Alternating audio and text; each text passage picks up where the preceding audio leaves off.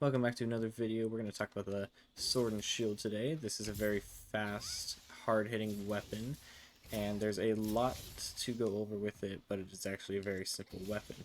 But there's a lot of things that make this weapon unique, so let's talk about its damage really quick. As you can see, we do have a very small shield. That means our guarding is not going to be very top tier, so we are going to get knocked back pretty hard. It's going to deplete a lot of stamina.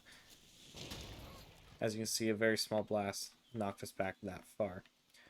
So since we have a shield, we can actually do stunning damage as well as slicing.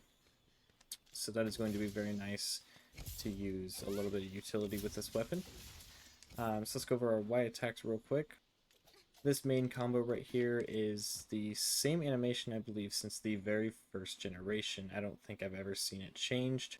So let's go ahead and look at our Y and B. It's going to be an advancing slash. It's going to close the gap. It doesn't really add a whole bunch. And now let's talk about our B attacks. Standing still, we have a sweeping and rising slash together. And then we have a round slash. Moving forward, we actually have different attacks. So if we move forward, we'll have shield attacks. So this is going to be where our blunt damage is. So shield bash, 1, 2, 3.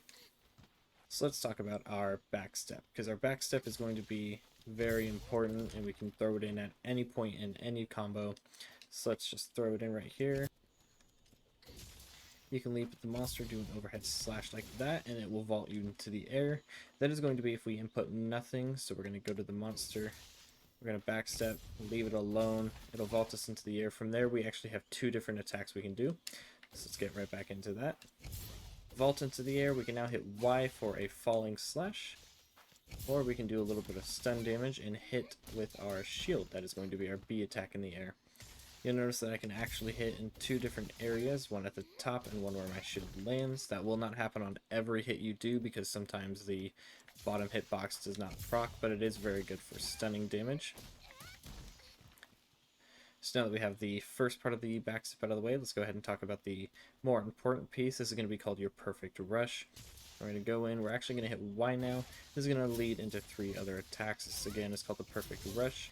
And with the perfect rush, you have to time it right to maximize your damage. You'll notice here, if I just hit Y and I'm spamming it, I'm hitting around 100, maybe 150 every hit. That was almost 200. Notice what will happen here if I wait and time my attacks. You'll hear a little audio cue and you'll actually see a tiny, very faint little red flash on your character. So let's look at that.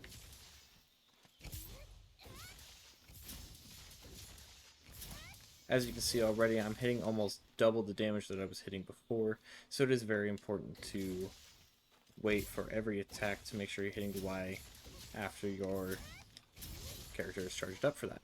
You'll notice that that last attack is actually a thrust, and if that lands on the monster, if we hit the monster with that, we will actually leech to it, and it will have its own attached animation, and it'll be very quick, so you don't have to worry about getting knocked off as opposed to like when you're grappling.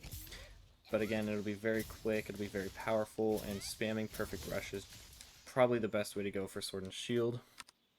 Now, like I mentioned before, this has a shield, but there's something unique about this weapon. It is the lowest guard, but it is also the best for support sets. So we have the hunting horn, which is a literal support weapon. It'll add buffs to you and your team, and it is very easy to build for that weapon, but you'll notice that it is actually very easy to build for a support set on the sword and shield as well. You can build wide range, which is the support skill, on any weapon, but it is a lot easier to use it on this one because with this weapon, whilst we are guarding, we can go ahead and select any item and we will be able to use it.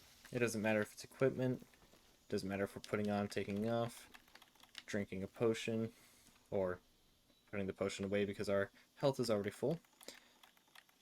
Whatever the case is, if our weapon is out, we can use an item. This is the only weapon that is actually able to do that. Every other weapon in the game can only whetstone while the weapon is out, but no other weapons can access everything else in the item bar whilst the weapon is drawn. Again, to do this, you just want to be guarding whilst you hit X.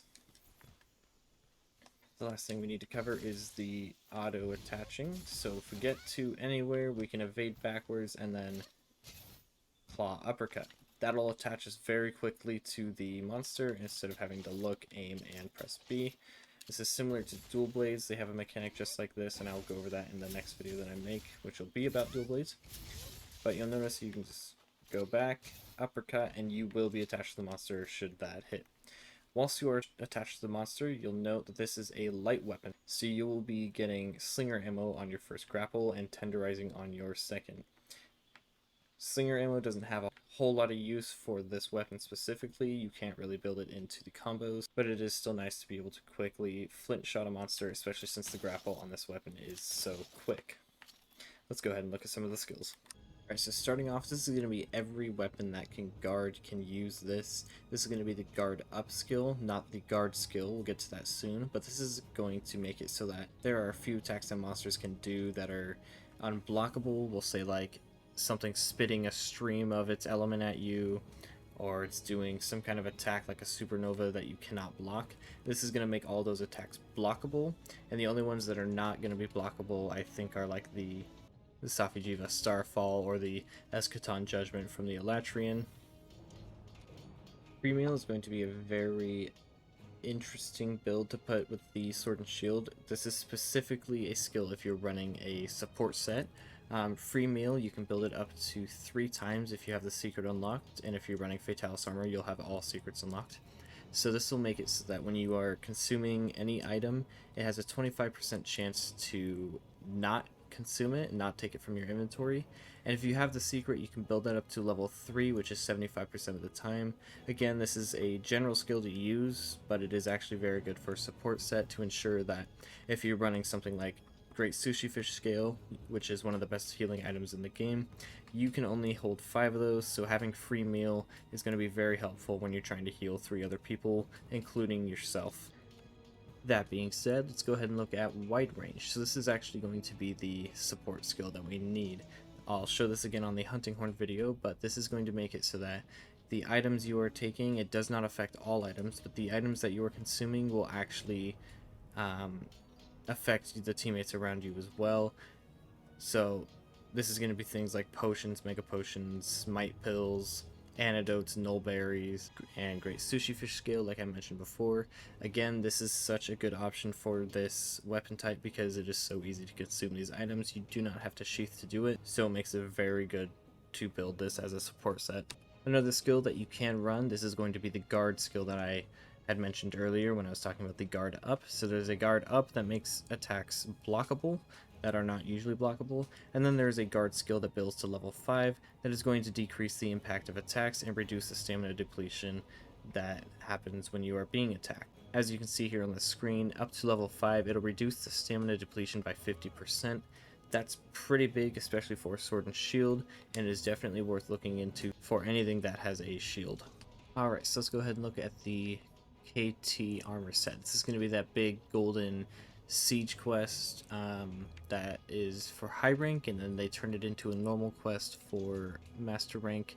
This is one of the events that is on rotation with Safi'jiiva every 2 weeks, so the armor here is actually going to be the one that'll give us access to Free Meal level 2 and 3. Again, this is very optimal if you're running wide range, and it is just a very good skill to have on a set regardless, especially if you're running Fatalis Armor, which has max slots all the way through the armor, and it has the inheritance skill.